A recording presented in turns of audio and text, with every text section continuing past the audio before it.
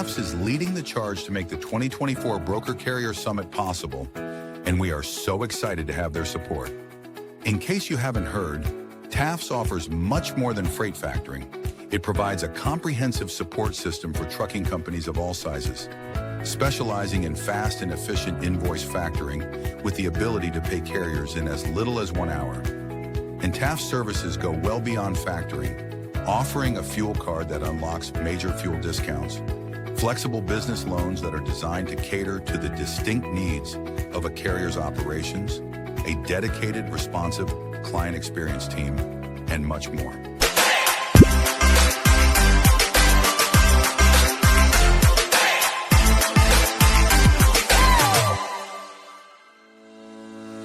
Blackbox Logistics is a 3PL freight brokerage based out of Birmingham, Alabama. Blackbox Logistics was formed in 2020 by 3 friends, Logan Dyer, William Graves, and Will Hopkins, in a basement office with the goal of bringing transparency around the clock communication and hassle-free customer experience to the table.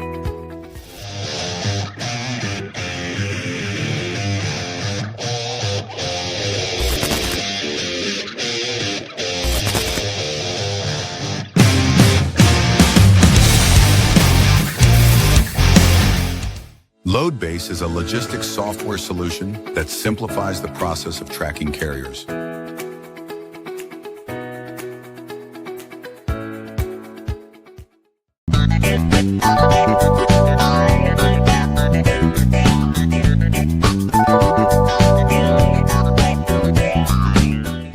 Multi-service fuel card, the industry's first fuel card, was created by an over-the-road truck driver in 1978 to offer a safe, simple, and cost-effective way to handle fuel and trucking expenses. Initially, it addressed safety concerns of carrying cash on the road. Today, it combats advanced fraud with best-in-class technical and personal support.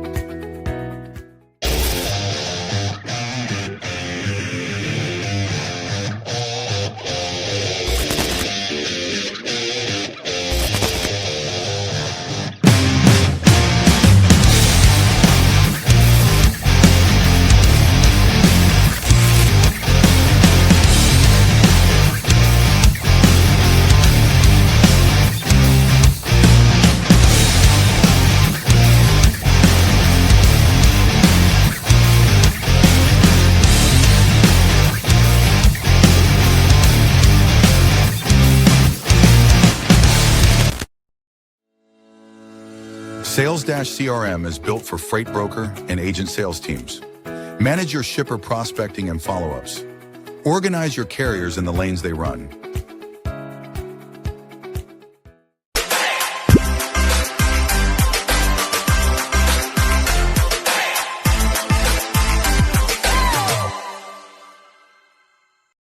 HD Ships is a leading logistics provider specializing in sustainable and tech-driven freight solutions. With hubs in Reno, Phoenix, and London, we deliver comprehensive services, including full truckload, expedited cross-border, and intermodal freight. Leveraging proprietary technology, we offer 24/7 tracking, real-time visibility, and advanced automation to ensure safe, compliant, and efficient transportation. Our commitment to sustainability enables clients to offset emissions through carbon credits, aligning logistics with environmental goals. At HD Ships, we prioritize transparency, reliability, and exceptional customer service, empowering clients to achieve seamless, sustainable logistics solutions worldwide.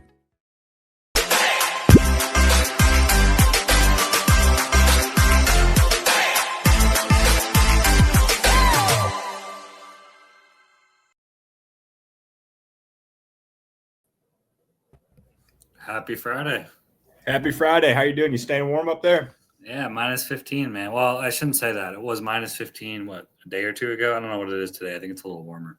Yeah, man, I can only imagine. We're complaining about the cold down here in Birmingham. We're nowhere near that. You can see why you went to Columbia for as long as you did. Yeah, I need to get back there, but that's a whole nother story. Shout out to our sponsors, Multi-Service Fuel Card. I think they're the longest fuel card out there since 1978. Patricia, Jessica, Dodson, they're great. We've had some of their drivers on the show that, like Jamie, who speak highly of them. Black Box Logistics, we got to remove them. I don't know. Are they really a sponsor?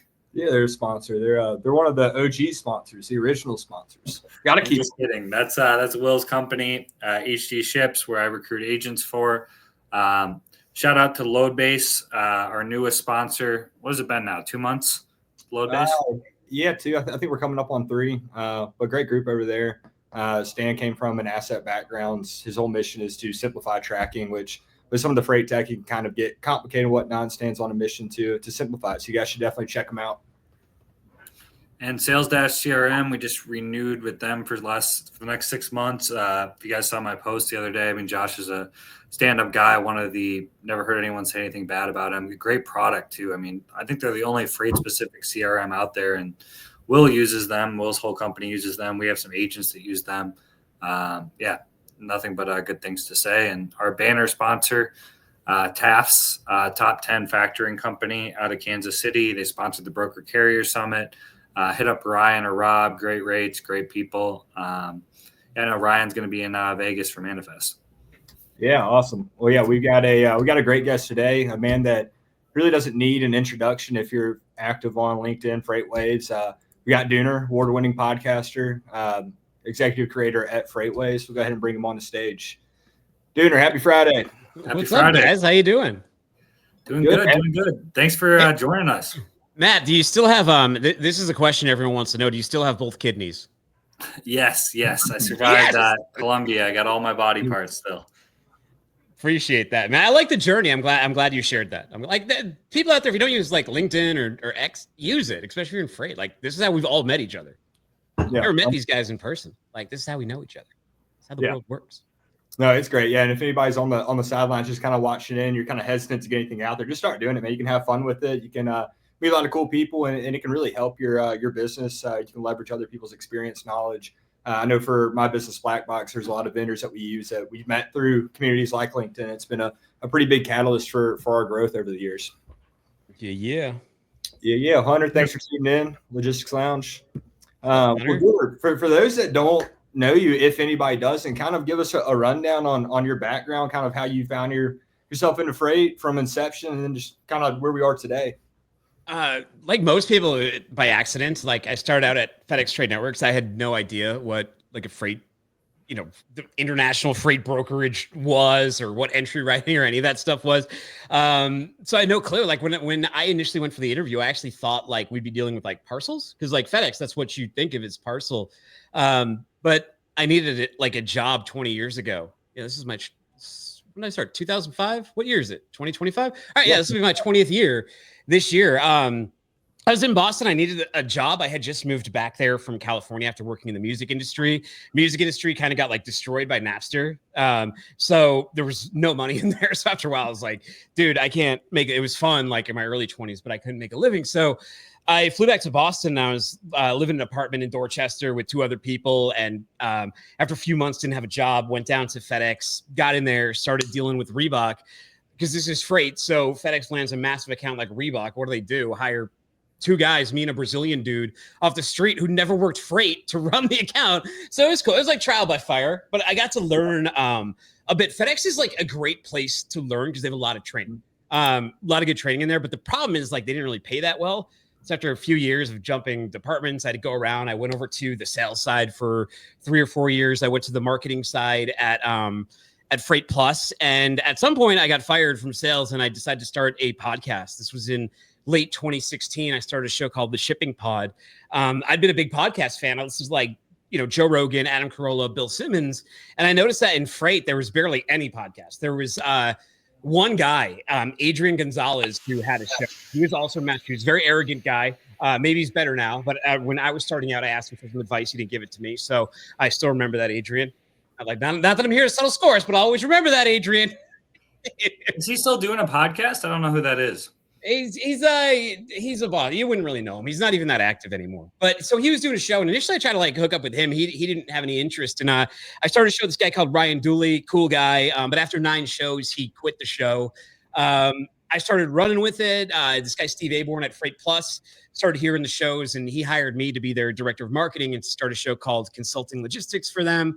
I did that for 2 years. And in 2019, I noticed that this company, FreightWaves, because I used to write their newsletter and I have to do like news breakdowns, and I was seeing FreightWaves come to the top of trucking and supply chain results. Like the more and more I would Google and have to do these, and I was seeing FreightWaves. And then they threw this event called Market Waves. It looked so different than all freight events. Most freight events, especially in Boston, I'd been to, had like, you know, overhead fluorescent lighting, and it was like the least sexy like environment possible. Stale Danishes, the same exact people, ill-fitting suits, all that kind of stuff. And their event looked so much more to me like an event that I'd been to that HubSpot throws down at the Boston Convention Center. What's the name of that event? I forget. It's inconsequential, but like they threw an event and it was like, you know, flashy lights and LEDs, and it just brought a little bit more energy, and it catered a little bit more to this younger or emerging audience. So I really liked what FreightWaves was doing. I saw Craig was going, he was trying to promote these freight futures that they were putting out. And I'm like, our show's still pretty small, but maybe he wants to get some promo on it. So I knew I wanted to work at FreightWaves one day, but like I didn't think this interview would be what led to that. I thought this interview would just be like, cool, I'll interview the guy, I'll be on their radar. But after I interviewed Craig, a couple of days later, he listens to it and he goes, hey, we're launching a TV studio and a podcast studio. Do you want to come down and, you know, help lead it? So I knew I had to make that happen. That was in 2019. And 6 years since, we've just continued to build the studio and build the show. And I mean, now the company is called Firecrown, and we have about 57 different brands, a ton of different magazines, a bunch of different TV shows. We've got one on Discovery, all sorts of stuff going on. So we just bought the world's largest train set. Tomorrow I'm flying to Amherst, Massachusetts to go to some railroad show with Craig. We're hopping in his PC-24, little nice private jet. We'll hang out down there, go look at some trains. Be a good time. Yeah, no, that's awesome. Yeah, I'll be tuned in for pictures of the train set. I didn't know that anything about that. That's pretty fascinating. Well, there's a place called Intertrainment Junction in Cincinnati. It's funny, and it's sort of like manifesting. Like Craig was like, he starts to open his mind to this idea. He wants to start this transportation museum, and here's the power of social media too. He put that out on X, and then someone just commented and was like, hey, did you know that Intertrainment Junction's going out of business? They have the world's largest train set, and it's for sale. And like just like that, we had the centerpiece for the museum. Yeah, man, Craig is so I'm on Twitter, but I'm kind of incognito. He's probably my favorite follower, just going through his mentions and everything. It's always some good stuff on there. I mean, that's quite the journey, kind of how everything works out. What's been kind of like the highlights, your favorite part of what you do and the podcasting, all that good stuff? I mean, this has always been sort of a passion thing and part of my own recovery. I did a TED Talk about this. Some people know my story, some of you don't. I've said it a lot, but I had when I got fired from my sales job, had a bad problem with drinking. I remember when they gave me my last paycheck, I was like, it was a live check. So I was like, sweet, I'm going to go get a handle of Tito's, and did that for a couple of days. And I'd been drinking vodka hard for years at this point. We had a second son on the way, and I used that free time to go to rehab. And when I was in rehab, one of the therapists over there was like, what are you going to do next? And that's sort of when I started mentioning the idea of the podcast. And when I got out of there, the first person I called was that guy, Ryan. And then like a week later, we started getting the show going. So for me, like, the podcast started as sort of like a living resume, a method to get hired in marketing, a way to meet some people and to just do something that wasn't being done. And plus, nobody would hire me in marketing. Like, so I couldn't get a job because marketing is so great in freight. Marketing is so awesome. But I couldn't get a job. I don't know. They're too busy hiring like 22-year-olds who don't even know how that meme works where the guy points. The meme works the guy. Have you seen marketing? I feel like marketing's changed just in the last couple of years that I've seen. But I mean, it has. How has it changed? I guess since when you got into it in 2016. It was so dry, man. I cut the path. I cut through that little jungle. I helped do that. Like, you know, there was no one around doing memes on this site. There was no one doing humor. There was nobody doing informal. There was nobody doing a podcast like a podcast should be done. There was like a webinar with stripped audio, you know? So it was a very sort of empty field at first. It was tough to get guests at first. It was tough to have people on, but like, once you start doing like 20, 25 episodes, people start seeing you're like in the scene and you're around, and they start seeing people comment and they see people they know come on. It started to grow. And then you see, you know, certain sites that like people like Paul and stuff, then like Freight Caviar comes along and they bring some of the humor in and stuff too. And then people have seen the popularity of stuff like What the Truck, Freight Caviar, and they go, oh, okay, you can actually do this marketing that every other industry does like here in freight. It doesn't, just because it's B2B, we still have to communicate to human beings, right? I mean, people still have to connect and like people. Yeah, no, 100%. That's always been what at least stands out to me the most. Even individuals on LinkedIn, just the humor, just being when it's not super cookie cutter and it looks like not even like Chat GPT or anything, but it's just real basic and there's nothing unique about it, and it just kind of feels, even if it's not fake, it's just kind of like it doesn't really like appeal. Even if it's something I don't agree with, but it's just like they're kind of out there. They're maybe like a little weird. It's like like I'm kind of with it, if that makes sense. No, I hear you. The evolution has changed so much. I mean, look at someone like Reed Lucelot, right? Nobody knew who Reed was in up until like April of 2022. And then the guy starts posting memes. He starts communicating with people within the community. He starts coming out to events. He starts coming on shows and stuff. And now Reed's like the head marketing guy for Truck Parking Club. Yeah, I mean, things like he did the Freight Gong at you guys' event, did he not? Like a year ago, that kind of went viral.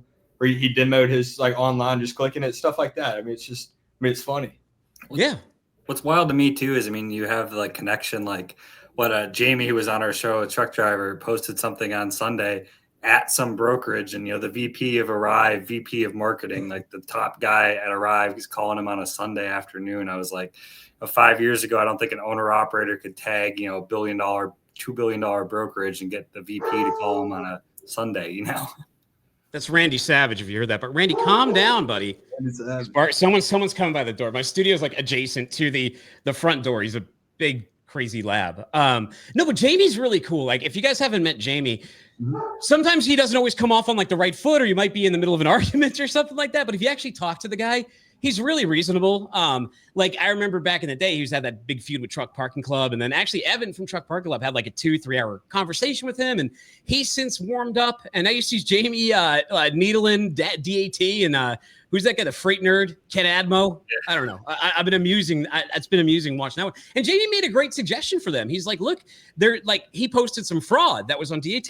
Big problems with fraud in the industry. I covered all the time on my show. And the nerd, the DAT guy's like, don't post that on LinkedIn. You just DM me. And he's like, no, man, this is a problem on the site. You need to have a button we could report this. If you had a button I could report this, then I wouldn't need to put it on LinkedIn. So I like Jamie. We've had him on our show. He's been on our show, 2 or 3 times, Will? We had him and John Rogers on together, which was a fun episode. Oh, do they butt heads? A little bit, but they did it in a respectful way. They're friends now. They call each other, I guess, once or twice a week now. They disagree on a lot of things, but they're actually pretty good friends. I think Jamie's that kind of guy, right? I think like you kind of respect, because you can fight with him, but like he won't hold it all that personally, like it's just the way he talks. And sometimes during those talks, things can be heated, but if you actually talk, he's reasonable. He's a cool guy. And if he calls you out, take the time to talk to him. It's cool seeing more drivers come over from the X platform. I feel like there's been a more influx, maybe just in the last 6 months or a year, of more drivers coming over to LinkedIn, which has been cool to see. Yeah, it has. There was like, I remember like 2 or 3 years ago, like at the start of the pandemic, drivers had a little bit more time, I think. And you'd see some come over, but they would try to bring like almost that sort of Facebook style of posting, which doesn't really work on LinkedIn. It's very like, Matt, you and I talk about this, not really like in public. We talk about it in DM a lot. And it's sort of like negative signaling and being overly toxic and just being sort of cautious about or strategic about like what you do and don't call out.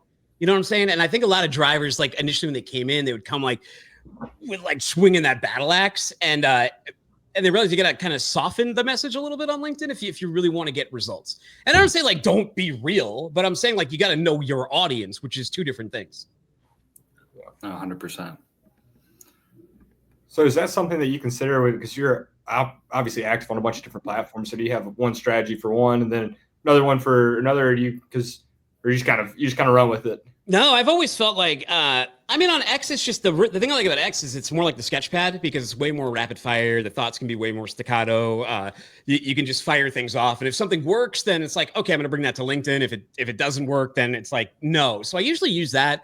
as kind of the proving ground. But I vary them both up because they're different. They're slightly different audiences. Like the X audience is a bit more operator driver focused, where like LinkedIn, like when I look at my analytics, a lot of it is like C-suite and decision makers and those kind of people that I'm communicating to. But I don't really change the message up. I mean, humor and freight is humor, you know, and a lot of my stuff is either news or like rate the strap work, or I mean, my biggest post, like the easiest post ever, or the biggest ones, my biggest post ever is going gangbusters right now, and it's just a re-upload of Carrie Underwood singing America the Beautiful, and I just framed it as like someone doing a good job under stress, and like it has over 1 million views, 10,000 likes, 500 comments, and it's kind of funny though, because like you can get 1 million good comments, but then there'll be like one or two like just people who like come in there and they really occupy your mind a little bit too much, right? It's like there's 500 3 of them are like bad, but like you focus on the 3 instead of the 497.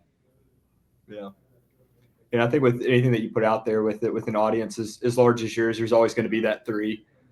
You put so many eyes on whatever you're doing, whatever you're putting out there. So yeah, I mean, that can be something to navigate for sure.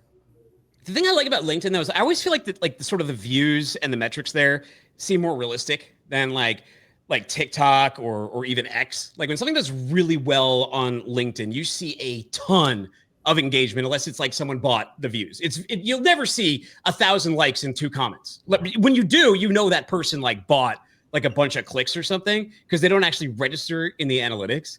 But the one thing about LinkedIn is like when you actually have like real posts that do well, like you see that in the analytics. Whereas in like Twitter, I've had a post to 6 million on there, and it had like 1/3 of the comments that LinkedIn does. I feel like there's less, and maybe I'm sure it's possible in nowadays society, but I feel like there's a lot more, view botting, follow account on like the YouTube X's, whereas LinkedIn is not the site you can really manipulate like that, which, like you said, makes it have truer content. I think it's because of like where LinkedIn, maybe like people are less tempted to buy followers on LinkedIn because of where they put followers. It's not like really a category you notice on someone's profile, because usually you're in your own feed. You're not like going to say, I'm like, and on LinkedIn, it's like, who cares if this guy's like the CEO of some gangbuster company? Who cares if he has 500 followers? You know, it's not like you're as validated as maybe people feel like they need to be on other social sites. But the thing is, like, the stupid thing about like buying followers or something is you can see it right in the analytics. Like, okay, you can say you have 30,000 followers on X, but why do every one of your posts have less than 100 views? Like, because you bought them, dude. Like, you can see it right in Social Blade.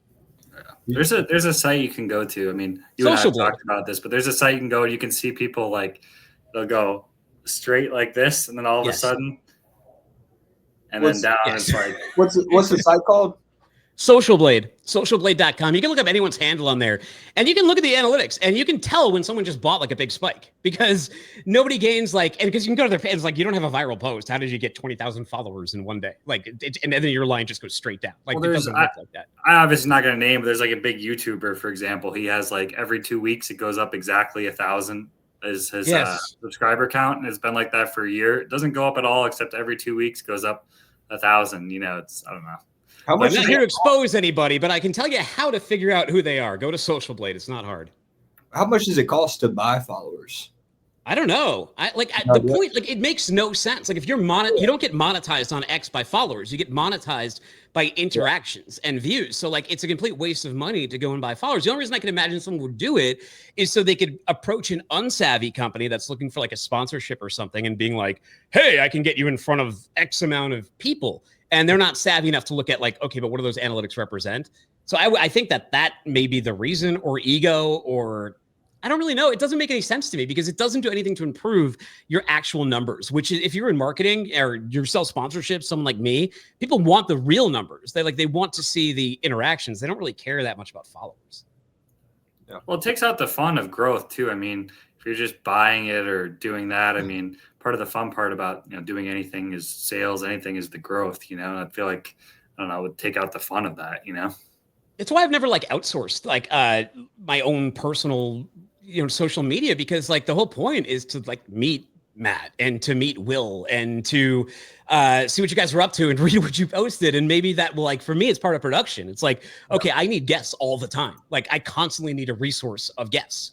And I constantly need ones that are saying things that are newsworthy or in that sort of space of news that we're covering on that episode. So, like, you have to be active. But, like, even if I was, I guess, in business or as in sales, like, I would still want to control those interactions. Yeah, 100%. That makes a lot of sense. And even to your original point, it's not really growing if you're paying for it. You're not getting the interaction, so there's no substance to it. That's pretty fascinating, though. I didn't know that you could check that. I might look some people up later on. You know? Dude, if you're suspicious, you will be. A lot of times, you can confirm your suspicions by going in there and be like, that don't look right. Yeah. Well, the thing about LinkedIn too is, like, you can just max out if someone's on LinkedIn for 20 years, they're automatically going to have a ton of followers because you can max out connection. You know, no one can see how many people you're actually connected with versus the amount of followers you have. So you could theoretically just, like, max out your connection requests, and in 5 years, you're automatically going to have a ton of followers. Yeah. And, like, when I started my LinkedIn account, I used to, like, I would sit there and I'd go recommended follows, and I would, like, follow like 50 people. I would connect like 50 connections, like everybody in Freight connect. The whole point was, like, to connect. On LinkedIn, to me, it makes a little bit more, like, sense to, like, follow heavily versus other sites, though, because people actually kind of look at your profile and resume, and if they're in your space, it's easier to find people in your space because of just the way LinkedIn sort of segments things, where, like, I don't know, on like X or something, it can be much more difficult to find, like, how do I find an entire group of truckers? And, like, following them usually doesn't mean they follow back on those sites, where LinkedIn, usually if you connect with someone, they tend to accept it. Yeah, that's a good point. Something I want to point out, which I like about your going back to being personable and just genuine on these sites, on your LinkedIn bio at the very bottom, you wrote, P.S. Dooner wrote this in the third person. There's things like that, I think, like go a long way. At least for me, like, when I'm looking at somebody like that, it's just, I don't know, it's funny, right? Like, you know, it's not like super corporate or this and that. It's just like, okay, like, the guy's probably pretty chill. It's funny. That kind of stuff, like, stands out to me with all the marketing. And I feel like a lot of people try to do almost too much, and by doing too much, you're not really reaching anybody because it is so, like, structured and in between the lines and basic, right? If that makes sense. Well, you know, like, when I talked, like, when Ryan and I first started the shipping pod, like, the way I sort of pitched the concept to him was like, dude, there's so many, like, whip smart, like, Bill Burr clones running around Boston, just, like, hilarious MFers, but you put them on stage and they immediately become, like, the driest, most boring human being on earth. And I was like, I hate the boring stage conversations. I want to have the conversations we have in the hallway. You know, I want to have that kind of conversation. So, because it's a podcast, I don't want, like, someone to just sit there and, like, read bullet points. Yeah, no, 100%. Yeah, you can find the bullet points online. Those are webinars, man. And I always, like, I've always hated webinars. I have bad ADD. I can't pay attention during them. Yeah, They're still a thing, though. I mean, you see them sometimes, but yeah, they're a lot less. I personally find them boring. Yeah. Well, what do you think some other, like, you know, mistakes you see or good thing? I mean, I feel like every week now you're seeing, like, a new podcast, or it's kind of cool how content is obviously growing. It's good for everybody, but you know, you get a lot of people reaching out, like, you know, what are the, you know, top 3 things you would recommend or or not recommend, or what are you kind of seeing now that it's kind of exploding? I mean, I don't know. I feel like my feed, I see a new podcast every week now. So yeah. I mean, for me, because I work on the side of it, like, I don't catch, like, it's like when I worked in the music industry, after, like, when you're not working, like, I didn't want to listen to music anymore. That's actually how I got into talk radio, which led me to getting into podcasting. And you know, because I do this for a living and I hear all the FreightWaves podcasts and I got to do my own, like, I don't listen to that many outside podcasts. My advice is, though, like just follow what works. I mean, in B2B, you don't need to be, like, a massive show. All you got to do is connect with the right audience. And you know, if you're not connecting with that audience, that's where you're screwing up. If you're trying to reach the C-suite, you know, and your show's not, then that could be a problem. If you're trying to reach owner operators and you're not, that could be a problem. But I mean, I've done, we're just about on the 800th What the Truck. I've done a bunch of other shows in FreightWaves. Before I even got to FreightWaves, I had an entire career as a podcaster for a few years too. And it's just kept what worked for me in the beginning, though. I used to edit myself. Like, now I just do it live. But at first we used to record them and have the interviews, and to get good at talking and to learn my own sort of vocal tics and to get sick of saying and stuff like that. If you edit yourself, you will learn very quickly. You can save a lot of time by just figuring out how to speak and to get those annoying sort of tics out there, all those sort of crutch words and stuff. So editing was super helpful and beneficial. I mean, it was necessary. I couldn't hire an editor anyway, so I did it myself. I went to school for audio, so it wasn't like that big a deal to me. It's very time consuming. But when we were able to jump to do the show live, I was really excited because I wanted the option of doing what we would have done recorded, but do that all live and save so much time. And we've been live since 2019. Yeah, I'll say for me, so Two Dawgs, we do it live, right? I usually don't listen back to them, but if I go on anybody else's and I listen to myself and I hear the I didn't realize how much I said it, or like. So, I mean, that's a great point as far as editing and seeing it and becoming more apparent. Your show was actually the first one I ever did that was live, and it kind of shook me. I was, backstage and I was on, then you're all amped up. It was a whole different beast when you're live. It's you can't edit it. It's out there. So I enjoyed it. That was one of my first. That was my first live experience. It's like you got to be patient too. I think in this, like, again, we're almost at 800 shows. It took me to like show 675 to get syndicated on SiriusXM. I used to host a Saturday show on SiriusXM, but like I ditched that because it was taking too much of my time. Then they were going to give me the live slot 5 days a week, 5 to 6. But my kids, I have a 8 and a 10-year-old. They actually just came home. Hi, boys. I have an 8 and 10-year-old, and like for me, primetime hanging out with them is like 5 to 7 o'clock. So I was like, I'm not really that interested. But then last year they were like, well, what if we just took the noon show and we put that on at 5 and 11 that you already record? And I was like, hell yeah, let's do it. So that was cool. But I mean, like, that's not something like I got frustrated like 300 episodes in, like, why isn't this syndicated on radio or something? It's more like, I don't know, you stay in the fight, man. You stay in the fight, you keep developing those relationships, and you keep moving forward. If you really like doing it and you're actually like rewarded, like for me, this is an easy job because I like meeting everybody, and I'm doing my dream. And I kind of feel like I manifested this job after a very, very hard point in my life. So in a lot of ways, it's a huge dream come true. So for me to be motivated it's not tough, but I don't know if that's true for everybody because people could have different motivations. Like if someone says like just hired like I saw a freight company that hired someone and they're just like, run our podcast, right? Like, okay, but is that person a podcaster? Do they want to podcast? Do they know how to podcast? They know anything about it? I don't know. My other advice is book your own guests. Don't like give it to your marketing person or something. It's like the most powerful thing. Like, why start a show if you're not going to book your own guests? Like, that's the best. That's the whole like part of it is like they connecting with them before, saying it to them afterwards. Maybe it develops into sponsorship or future opportunities or just a friendship. I mean, that's the whole thing. Yeah, I'm 100%. We book all of our own guests. I'm with that. I'm curious, kind of your thoughts on this because you go live as well. Do you notice like we had, for example, we'll name them some massive C-suite. We're trying to get on our show and we totally understood, but they want it recorded first. Do you run into that sometimes when you're talking to C-suite, just because with all the PR, marketing, compliance, they don't want the wrong thing to be said? Or are you, for those type of shows, are you pre-scripting them?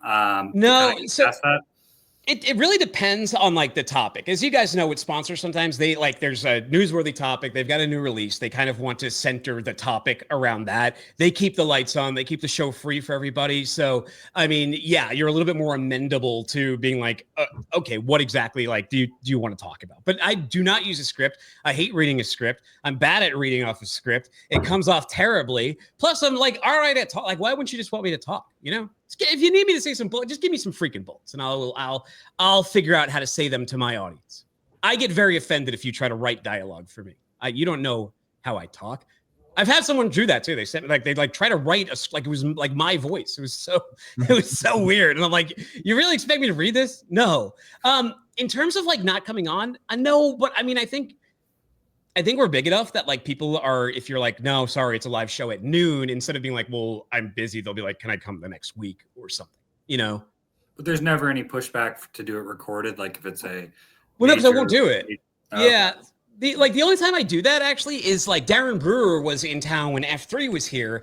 And because F3, the production crew, my film crew, is busy filming like not just my show, all the stuff at the event. So that particular one, because he was in town and I really wanted to do the interview, we went and recorded it at the studio, then aired it that Monday. But in general, no. If I got to go away for a week, sometimes I have to like put some shows in the can.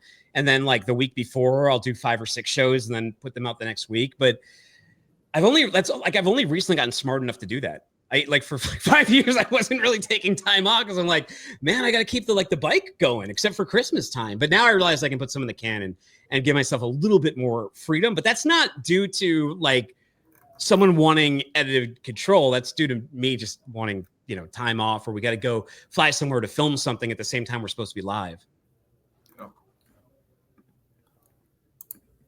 That's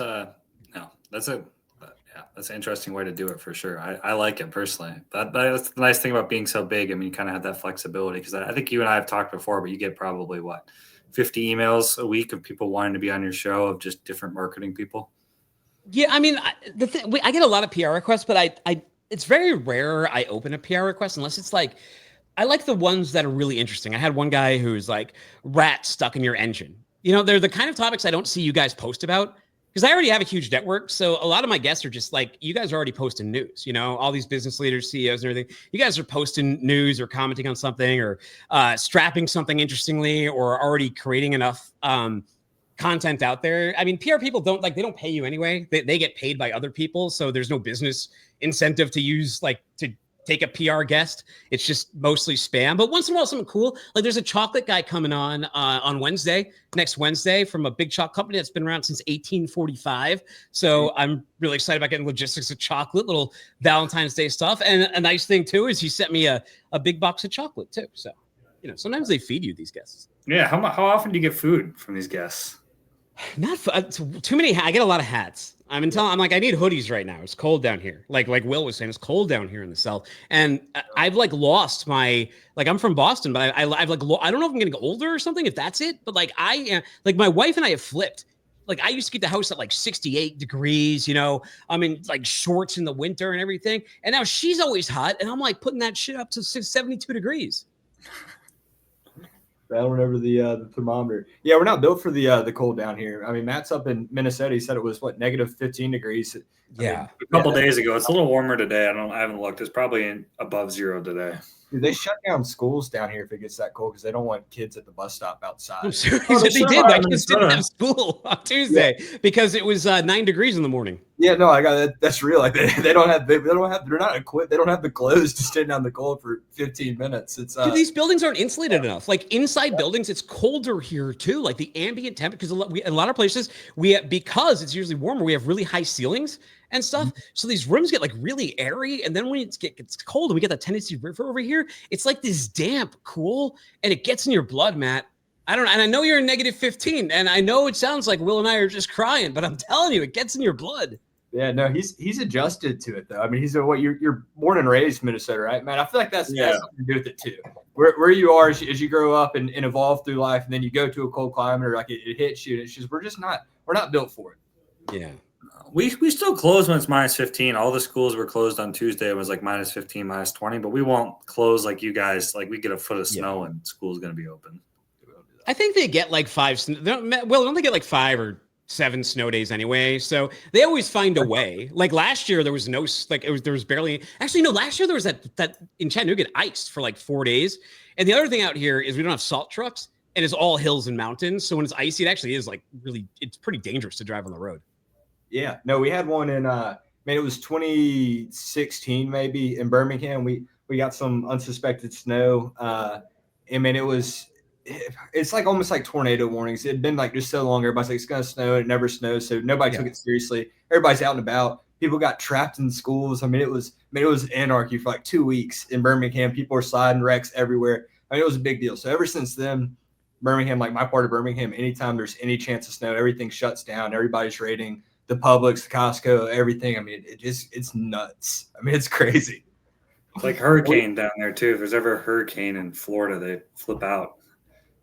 Yeah, man. Snowing in Florida, man. It's crazy. There's nowhere to escape to. I think that's the mental pressure of this cold down south because there's nowhere to go. Maybe Colombia.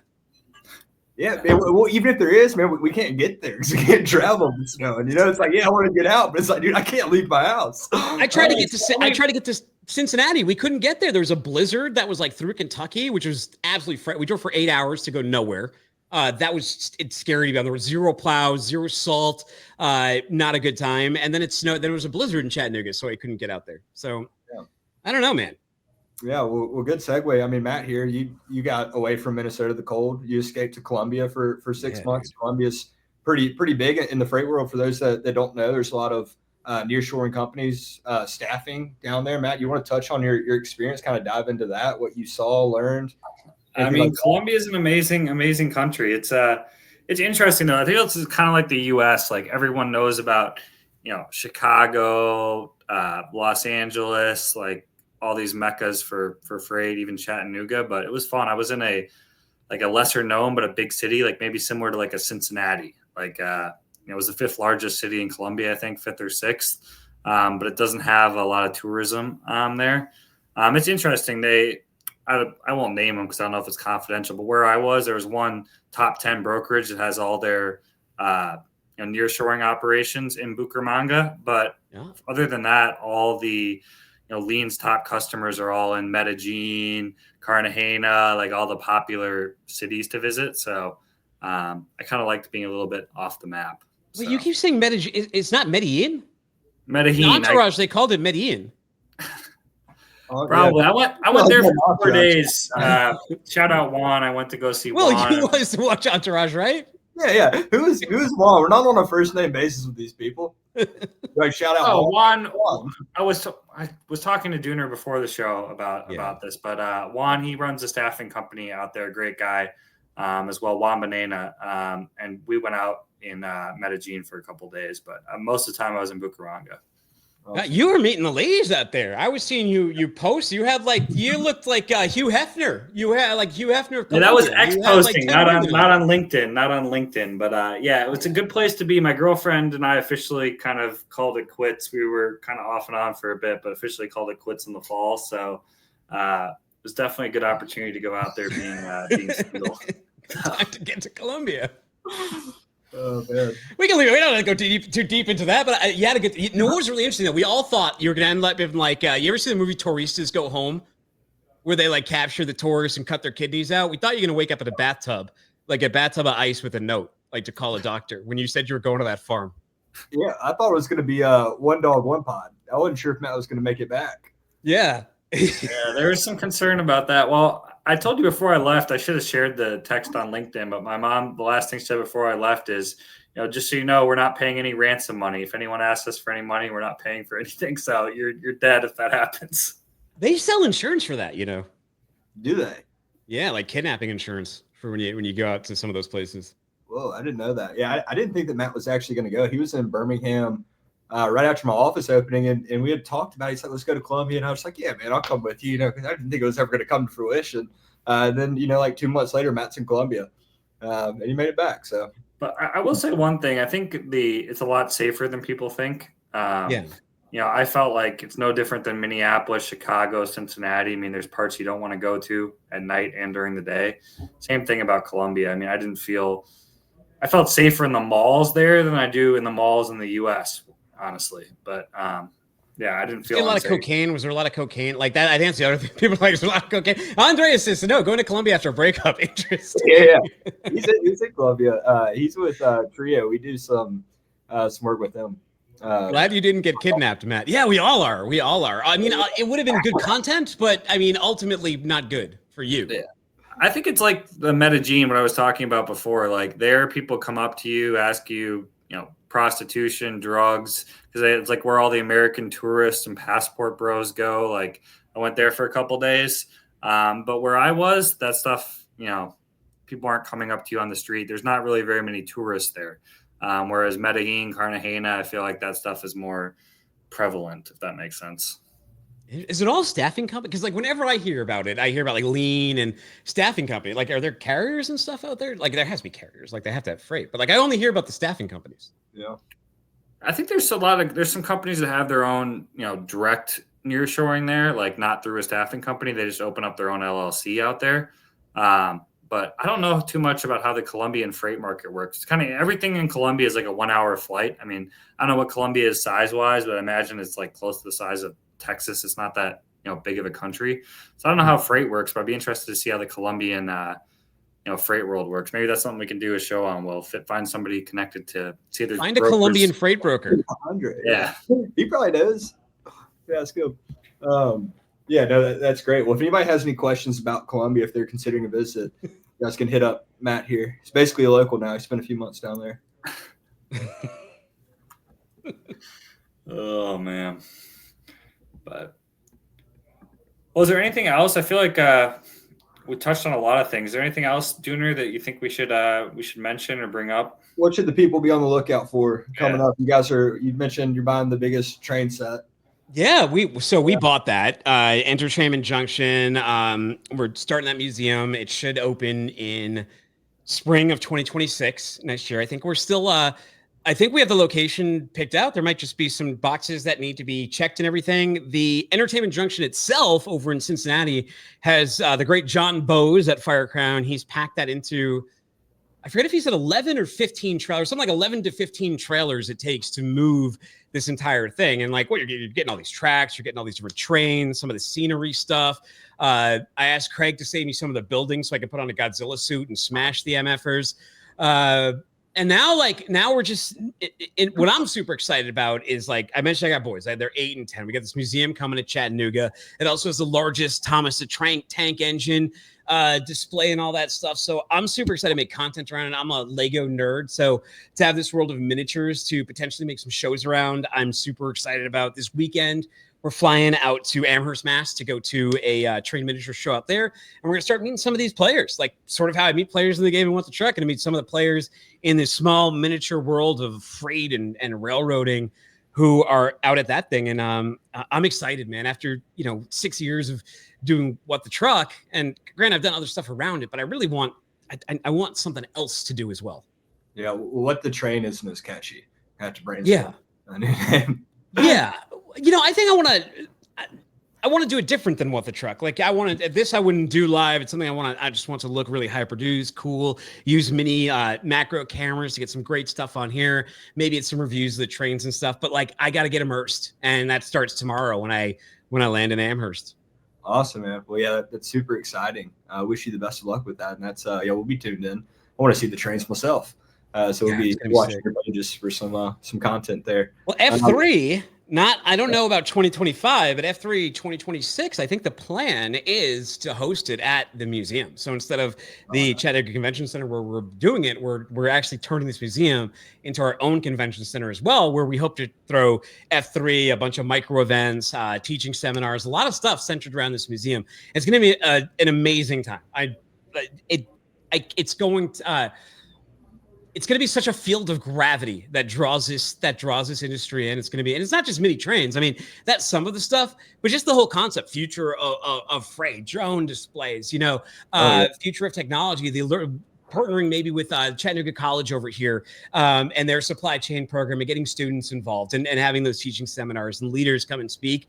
That's what's really cool. There's so much opportunity to fill that building with life. Yeah. Awesome. Yeah, sounds like tons of opportunities. Very, very exciting for you guys. Well, before we wrap up, anything else, guys? Or we feel like we've touched on everything we wanted to today? Yeah, I mean, we'll probably have Dooner on again, I'm sure, at some point. So, but yeah, we covered a lot of grounds. It was fun. Yeah, man. Well, Dooner, thanks for joining us. Best of luck on your trip, and we appreciate you very much. Take care, guys. All right, thanks again. All right. That was fun. Yeah, man. Shout out to our sponsors, Multi-Service Fuel Car, been around since 1978. Great people over there. Black Box, I don't know much about them. He ships for our recruit agents for. Load Base, Stan the Man, tracking. We're going to have him on the show probably sometime, I would think, in the next month or so. Yeah. I know Will's demoing his product coming up here soon. Sales Dash CRM, Freight Specific CRM, Josh, great guy. And our banner sponsor, Taft's Top 10 Factoring Company. Hit up Ryan or Rob if you're looking for factoring, rates, communication. And that pretty much does it. Yeah. Awesome. Well, we got a new outro video, so you want to stick around and watch it for the first time. I'm about to play it. What's our All right. All right. Well, stay tuned to the page, guys. We'll be back at it next week. Appreciate you guys tuning in. All right. Sounds good. All right. See you, man.